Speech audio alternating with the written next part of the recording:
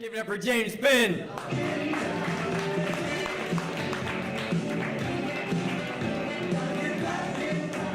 Good God, thank you guys so much. Give it up for Thez. He's doing a great job hosting tonight. Except when he brought me out, I think he mispronounced my name. It's a little more complicated than just the 2 syllables he said, so I taught it to my smartphone. What's my name? You're James. They're friends. I get to call you James. Oh my gosh, you've got the smallest cock I've ever seen. Oh baby, give it to me. Oh, that's the way I like it. Oh heavens, I am coming. Well, it was amazing. Now get off of me. That's right, do that shit with the Android, motherfuckers. I challenge you. Now,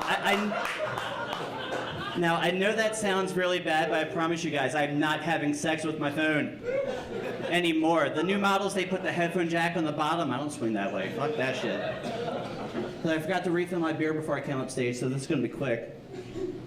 I work in radio, specifically media, and what I want to do is I want to work in commercial production.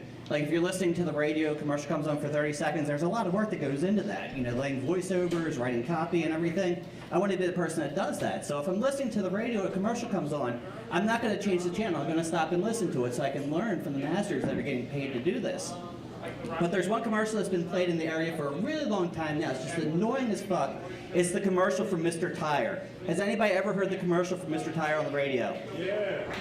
That's awesome. 3 people in a room of about 40. I spent $14,000 on my education. 3 people still listen to the radio. I've invested my money well.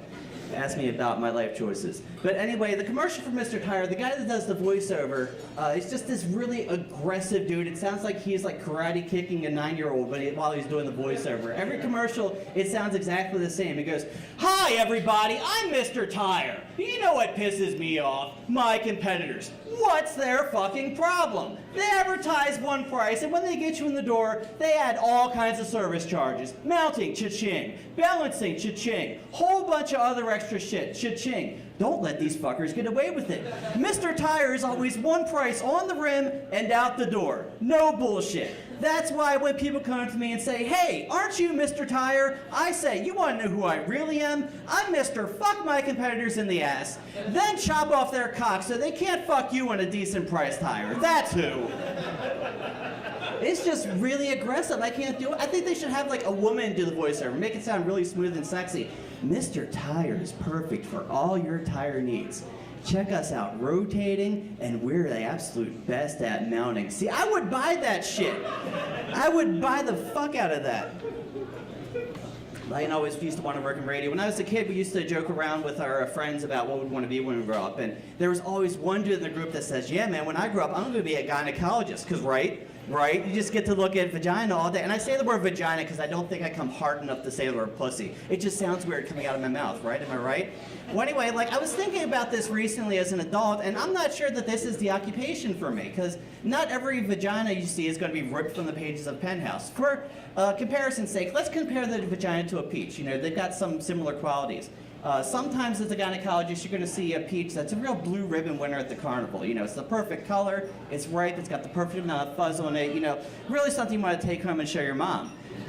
Sometimes you're going to see a peach that's been sitting on the kitchen counter for a month. Sometimes you're going to see a peach that's been fucked by a different dude every night for the last 25 years. There's hooker peaches, you don't want to deal with that. Sometimes, you guys, it's not even a peach. Sometimes it's just a blue waffle. Oh, did I take it too far with the blue waffle? I'm sorry about that, guys. Not really. Anyway, I spend a lot of time on social media. There's a guy who asked a question, said, if the world's ending in an hour, an asteroid's just coming to just smash the Earth to smithereens, what are you going to do?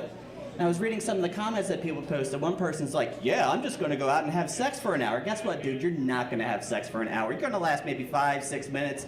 This dude might go 12. But everybody else is like 5 or 6 minutes. You've got 55 minutes just feeling inadequate, curled up in the fetal position as the asteroid smashes your ass. One person said, hey, I'm going to go out. I'm going to play Grand Theft Auto for real. Steal cars, fuck hookers in my backseat, find a shotgun, just blow people's heads off. Yeah, I unfriended that guy. He's too aggressive for me. Fucking Mr. Tire's too aggressive. Grand Theft Auto guy's really too aggressive. What am I going to do? I'm just going to relax, stay at home, watch some Netflix, order a pizza or something like that, there's no way in hell I want to be out there with all that killing and fucking and madness. I'm just gonna relax with a couple slices on, take it easy. Because the thing is, I watch a lot of movies, and I know at the 0 hour, just seconds to spare, Bruce Willis or Jack Bauer, the Avengers, the Powerpuff Girls, somebody's gonna come through and save the planet at the last minute. And then what?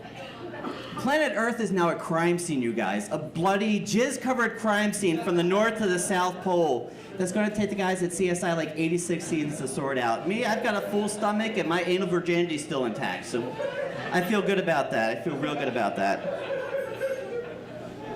So my roommate just bought a dog. Any guys here dog lovers?